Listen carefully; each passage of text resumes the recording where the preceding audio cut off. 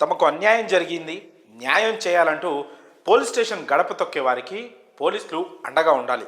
సమాజంలో law and ఆర్డర్ను సమర్థవంతంగా నిర్వహిస్తూ బాధితుల పక్షాన పెద్దన్నలా నిలబడాలి. చాలా వరకు పోలీసులు అలాగే ఉన్నప్పటికీ కొంతమంది చీడపురుగుల వల్ల మొత్తం డిపార్ట్మెంట్కే చెడ్డ పేరు వస్తోంది. తాజాగా ఓ మహిళపై కామాంధ కానిస్టేబుల్ తన పైశాచికత్వం ప్రదర్శించాడు.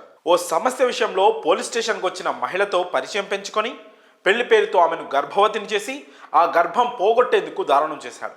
ఈ భయంకరమైన ఘటన మేడ్చల్ జిల్లాలో చోటు చేసుకుంది.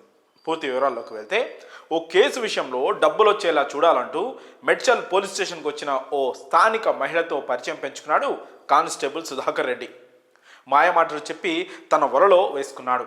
ఆమెకు న్యాయం చేస్తానని చెప్పి చివరికి గర్భవతిని చేశాడు. బాధితురాలి ఫిర్యాదుతో విషయం వెలుగులోకి వచ్చింది. మేడ్చల్ పోలీస్ స్టేషన్లో సుధాకర్ రెడ్డి అనే వ్యక్తి కానిస్టేబుల్గా పనిచేస్తున్నాడు.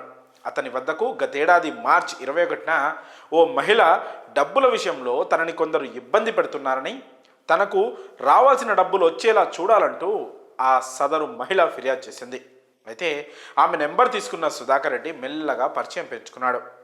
న్యాయం చేస్తానని నమ్మించి మహిళను ఇంటికి రప్పించి పెళ్లి చేసుకుంటానని నమ్మబలికి అత్యాచారం చేశాడు.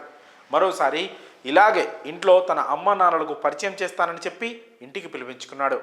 పెళ్లి విషయం మాట్లాడదామని భార్య లేని టైంలో ఇంటికి రప్పించి ఇలా పలుమార్లు అత్యాచారం చేశాడు.